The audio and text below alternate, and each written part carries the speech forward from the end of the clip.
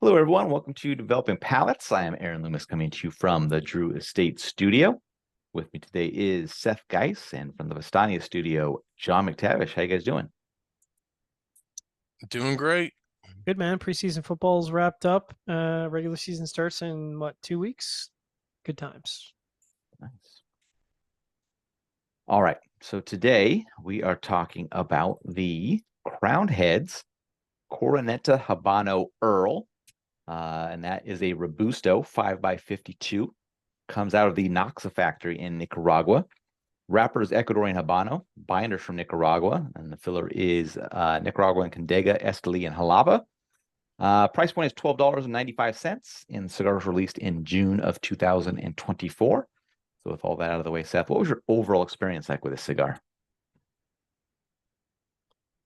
Listen, it was a good looking cigar. And then when you got into it, it just kind of was a blend that was just leather and some dry earth. There's some oak and tobacco, a little bit of spice present, dry bread, minerals, just medium full strength body. Kind of just a flat cigar, kind of a flat blend for Crown Heads and Noxa. That profile just kind of remained from beginning to end. The final third, it wasn't too, the mineral notes were a little bit more present in the end, but it still delivered that leather, oak, tobacco, dry earth profile. Really good burn and draw though. So it smoked really well. It just never really did anything as a profile, and the flavors delivered weren't that great. John? I think I got the good one. Kind of a woody start with baking spices and graham cracker. Kind of a mild, spicy finish with a little bit of dryness, and then chocolate to sort of round everything out. So, that's more than enough, and all the flavors were kind of balanced out for me. I was engaged in the first third. And then second, third, spices leading off, graham cracker bread and wood, chocolate just sort of after the center of the profile, and then delayed spices in the post draw. And then the spices kind of moved up to about medium as it continued.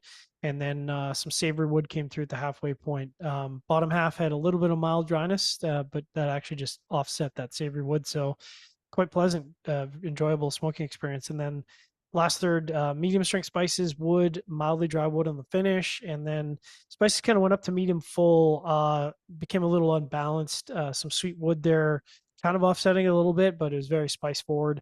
And then earth joining the finish at the halfway point. So last third, kind of out of character for the rest of the cigar for me. But like Seth said, I mean, it's coming out of Noxa, which is not a shocker when you smoke this. The burn was perfect, draw was perfect. So, we can say worse about cigars that are a heck of a lot more expensive than that. So good experience for me. Aaron, what about you?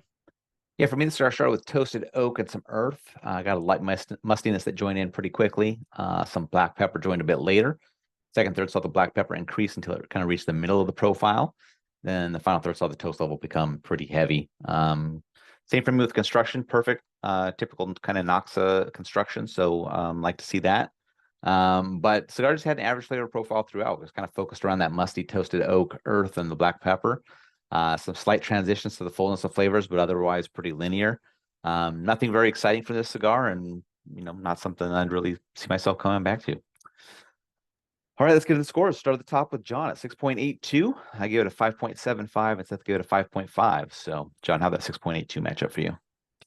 It matches up well. Like I said, I think I got the good one because like it was just it was a good Habano. Flavors were balanced, construction was on point. Yeah, matches up well. My 5.75 matches up well. Average flavor profile with perfect construction gets you kind of that upper fives, but not enough to, no, not exciting enough to make me want to smoke it again. I don't want to just stare at a nice burn with a nice easy draw. So need more than that. Seth, 5.5.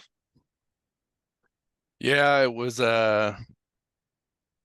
wasn't really didn't do anything for me. It was a bummer too, and I mentioned it. It's kind of, there's Noxa does some stuff that I like from a lot of people. And Crown Heads has had some good Nox releases too, but this just kind of was one of those blends that didn't take off in my opinion. I was, Aaron just corrected me. I was about to go on the fact about why are we doing Habano and Maduros, but Maduro's at a completely different factory, so I can't really connect it into this one. But when we do the Tyson Maduro, hop back on that one, and don't worry. All right, final thoughts from you guys on this one. I don't think I understand, and I was at the PCA trade show, and I probably should have paid better attention, but I don't really understand how the Coroneta kind of fits into the overall branding of Crown Heads. You know what I mean? Like they have a number of different lines. I think some of them are very good. I don't really know, standing outside of their branding, I don't really know where the Coroneta comes in that portfolio and or kind of why. Like, I've got all these other brands that I think some of which are quite good. So I don't know why the new stuff, you know what I mean?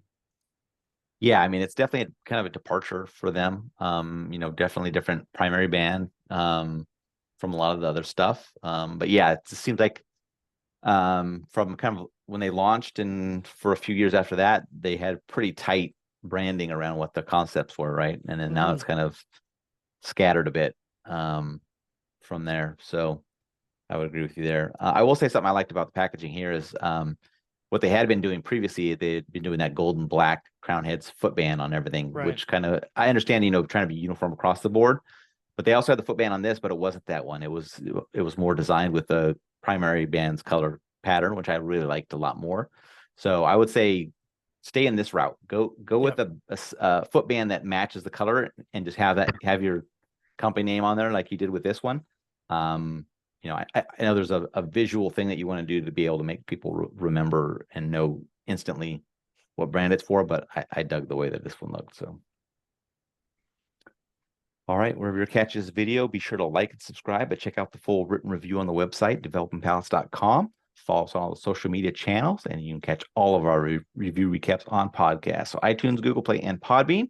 Thank you for tuning in. We will catch you on the next one. Earl's gotta die.